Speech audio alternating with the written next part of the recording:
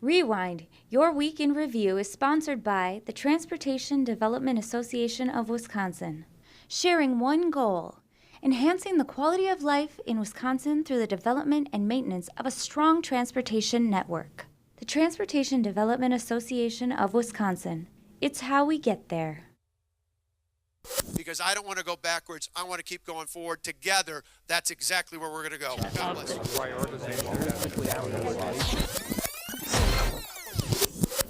I'm Steve Walders. And I'm J.R. Ross. This is Rewind, and look at what else, the sound and the fury surrounding the election in 11 days. And that's where we'll start, where WisconsinEye was there. WisconsinEye sponsored its first debate, first congressional CD candidates, excerpts from that.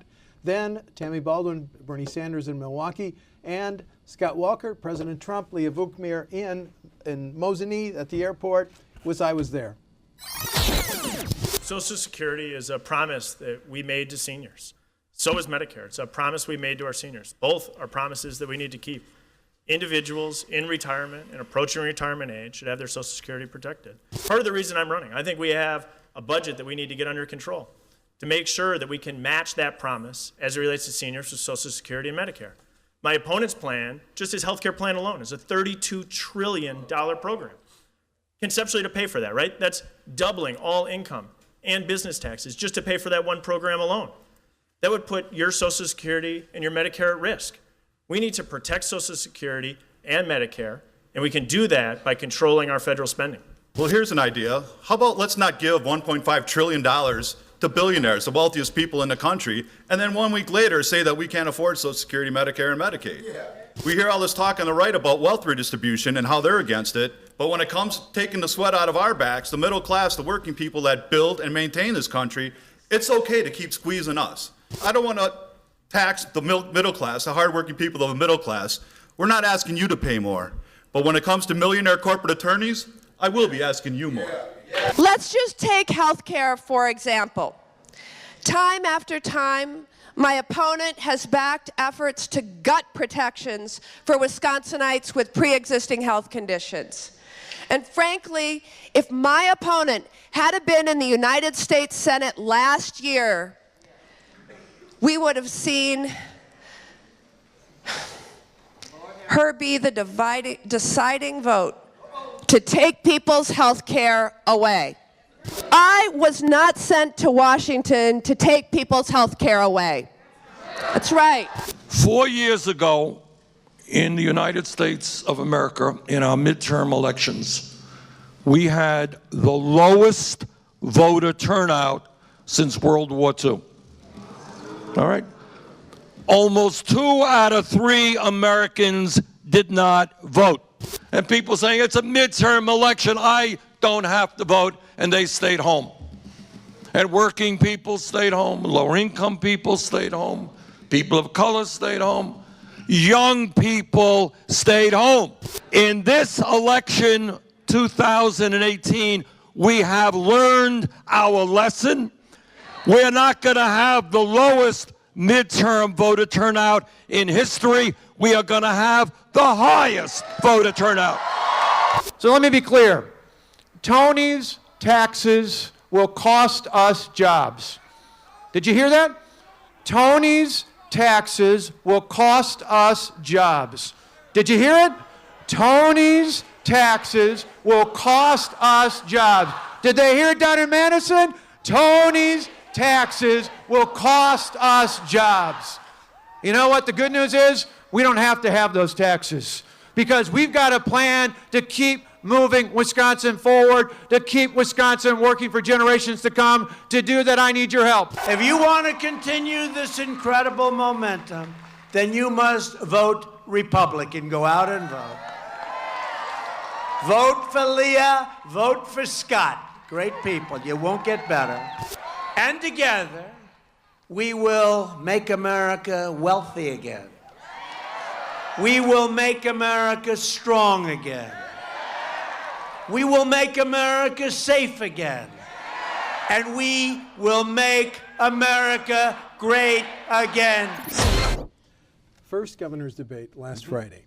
Now, we have discussed ad nauseum, ad length, their positions on K-12 and healthcare and transportation. So I want to focus on 4 other issues that came up during that first governor's debate.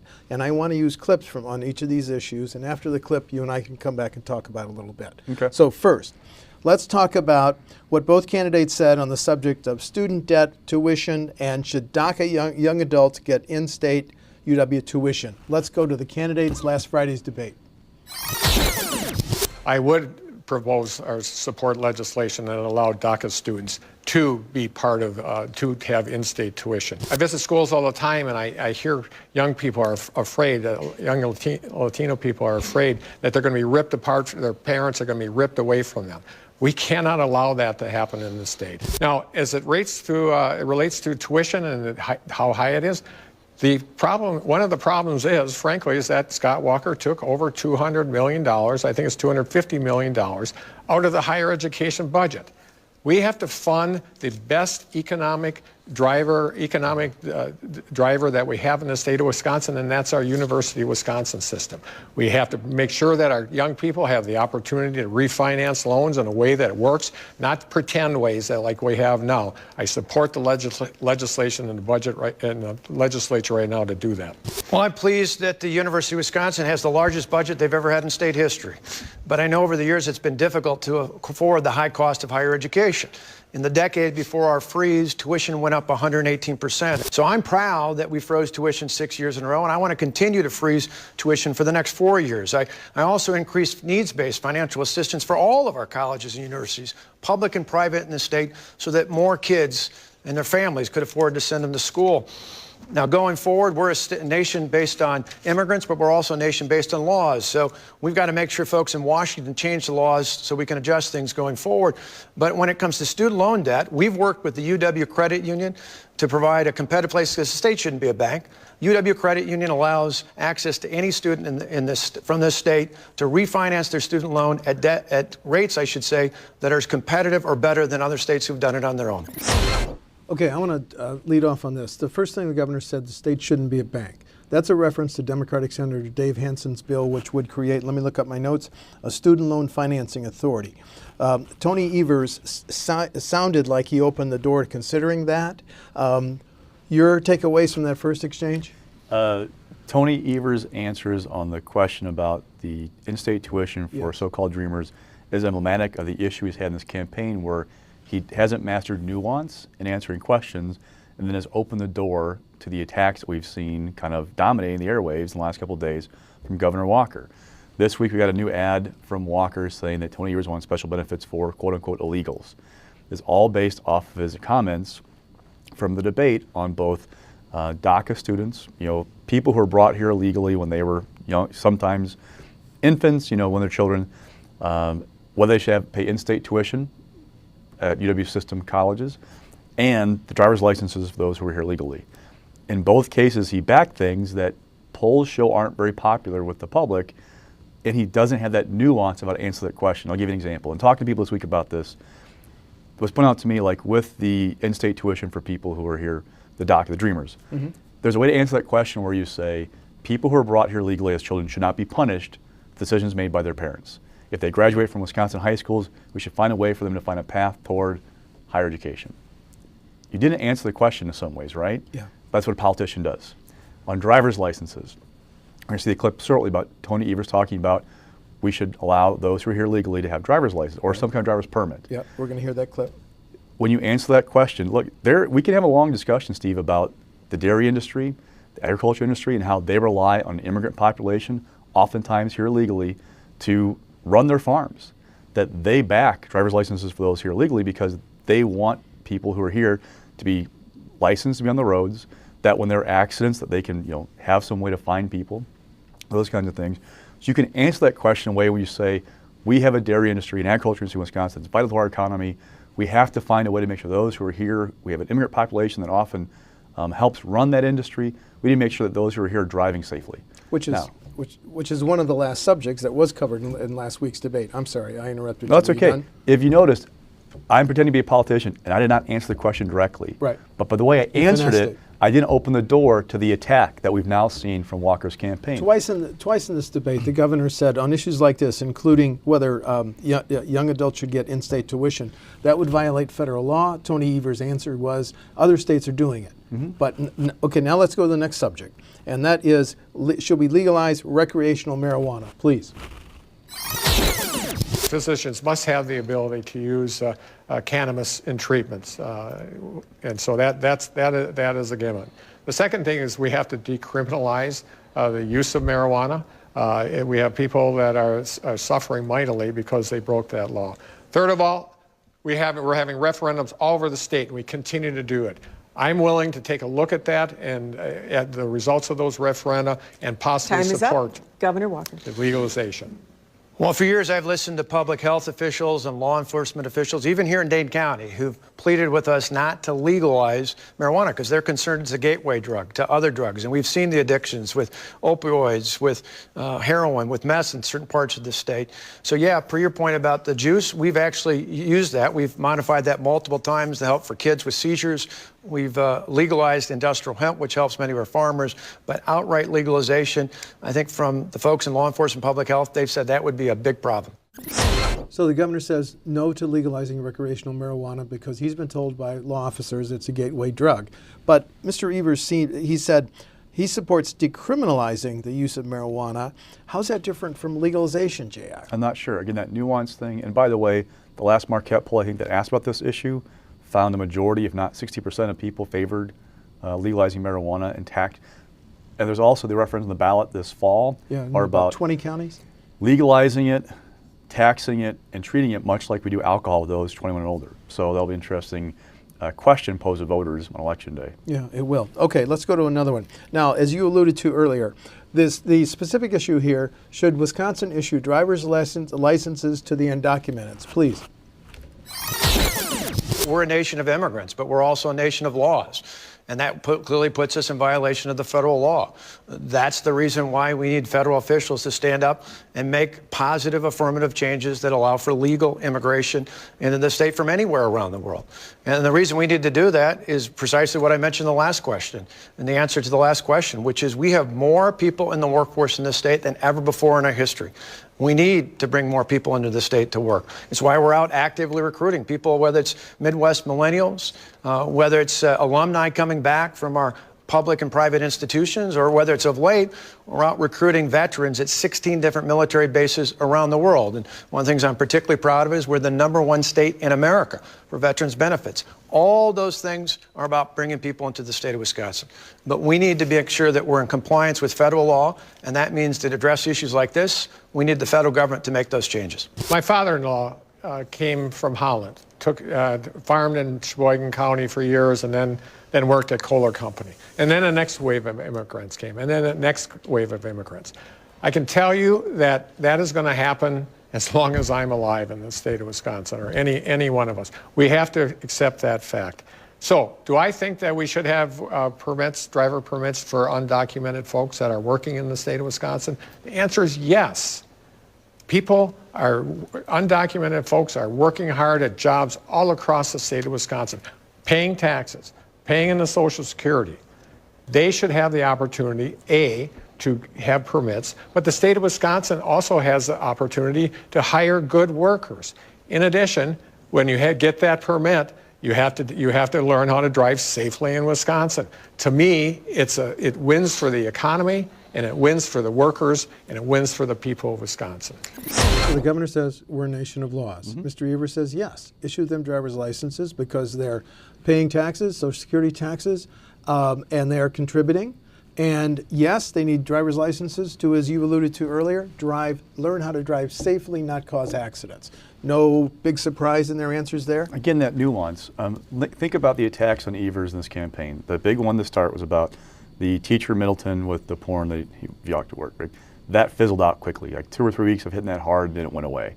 The prison population was a door that he opened, that Evers opened at a debate, Democratic primary. And then the question about taxes. And again, the nuance thing, when Evers was asked the day after the primary, would you consider, and this was Governor Walker throwing it out there with, no real foundation, he could look at a $1 increase in gas tax. And they asked the question to Evers, and he said, everything's on the table. That opened the door, even though he said 100 times, if not more, since then.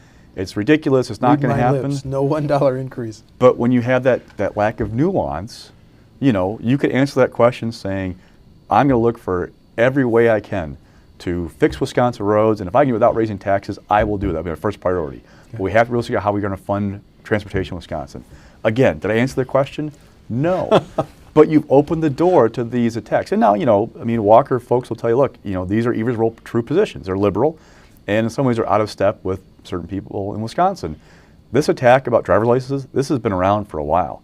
The in-state tuition, it's been something that was in like 01, 03 budget, something like, somewhere around there. We talked about it then. The driver's license thing was used in legislative races a decade ago.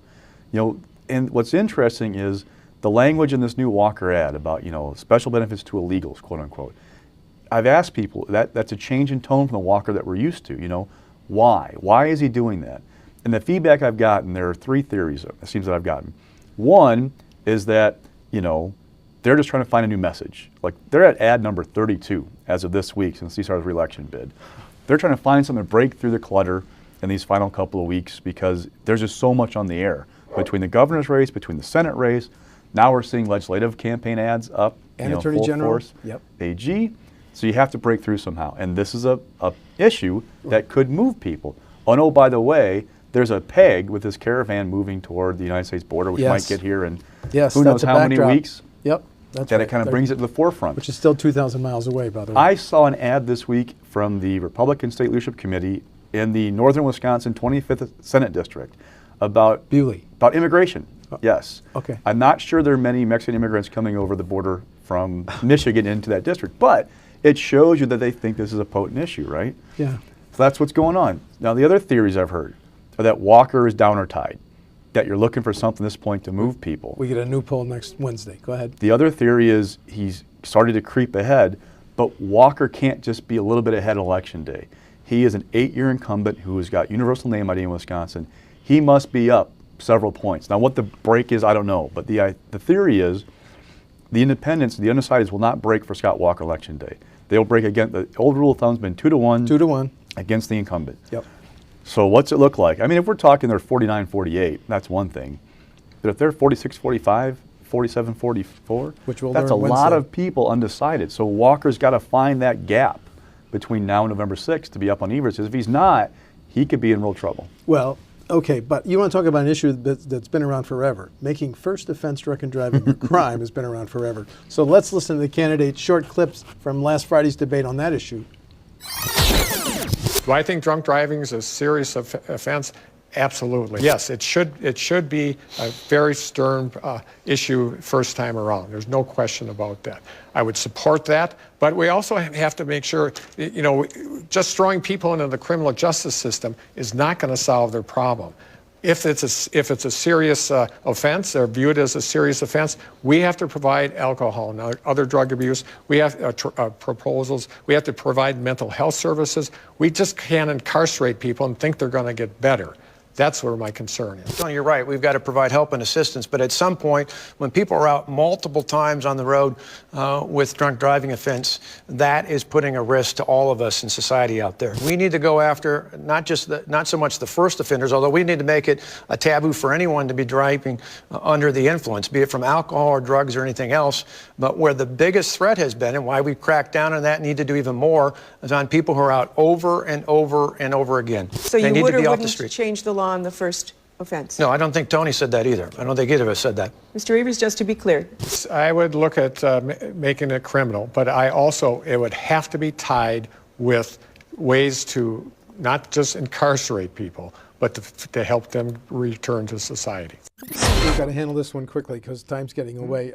So the key was, Governor, would you support first offense? He said no, and I don't think Tony said so either. And Tony said he would look at making first offense a crime. Any quick takeaways on that one? Look at how Walker turned that question about first-time offense to something that's like more universal, which is multiple offenders. Yeah.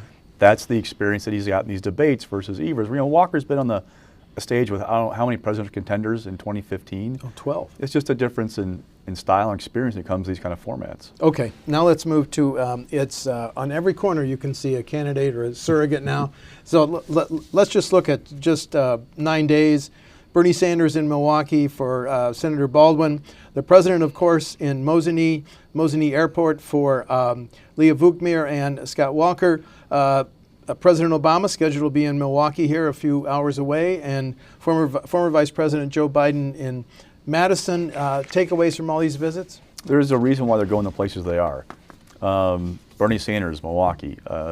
The simple story about 2016, the oversimplified story, was about how turnout in Milwaukee County was down, and that the dip in voting in 2016 versus 12 was almost, not quite twice, the margin of victory for Donald Trump.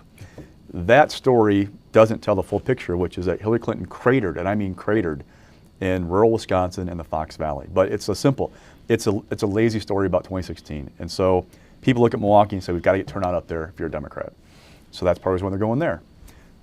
President Trump, where is his base? His base is in northern and western Wisconsin. They put him in a place where he's going to appeal to his base. And oh, by the way, he has hurt the GOP brand, maybe permanently, with suburban voters, particularly women. If you're not in, you don't want to take him to Waukesha or Oconomowoc. And as we saw, Milwaukee media covered the president's stop, but it wasn't the wall-to-wall coverage you would have seen if it was right in your backyard. So it was a safe place for him to go. Right.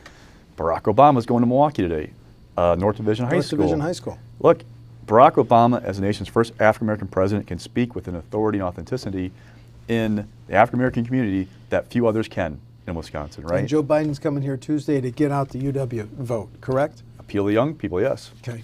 All right. New subject. The Wisconsin Democracy Campaign and you totaled up spending by third-party groups on state, not federal, not U.S. Senate, but just state races.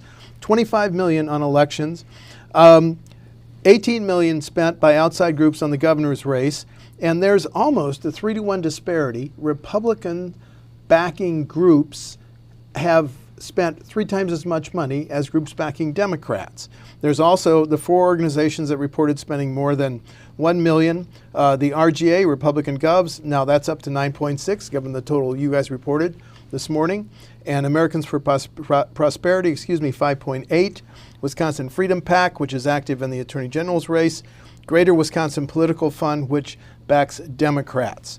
And also, the issue ad people don't have to report their totals. No, so this total is incomplete. I mean, they're, WM's, Wisconsin Manufacturers of Commerce is doing big TV buys in the governor's race. We're not seeing their stuff.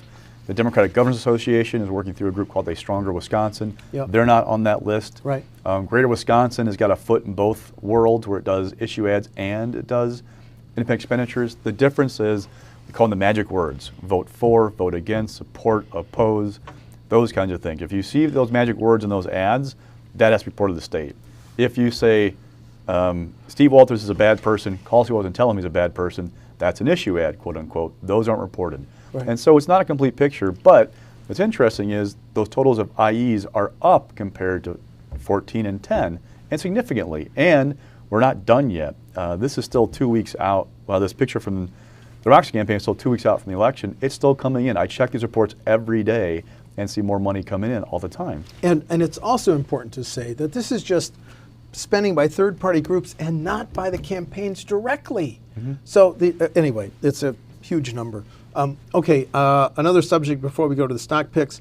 Senator Alberta Darling, co-chairman of the Finance Committee, said this week that all Republican senators are willing to pass that vote on that Assembly passed bill prohibiting discrimination for pre-existing conditions. Her quote was, "We all want to be there for the people who need it, and if we need to vote again because the federal government is not clear, it will pass."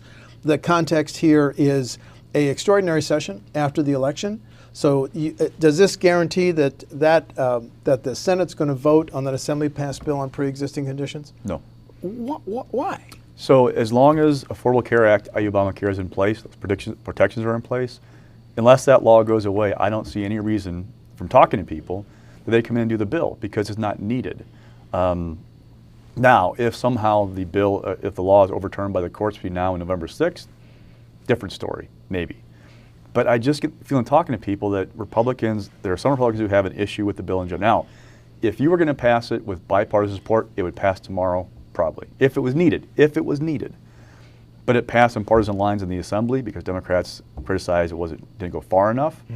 And I just have a question of, if they get past the election, and there's no need to do it, why would they do it? Because I don't think that they're all on board, the members of the Republican caucus, on that bill. And the Democratic spokesman said, don't trust Senate Republicans who say they're all for it. Health care and protections for Wisconsinites with pre-existing conditions are on the ballot in November's election. What a fascinating year. Okay, your stock report. So, Sergey, so we talked about where they went and why. Let's talk about the other level. It's not just out of the goodness of their hearts they're coming to Wisconsin. People like Joe Biden, Senator Harris from California, Senator Booker from New Jersey.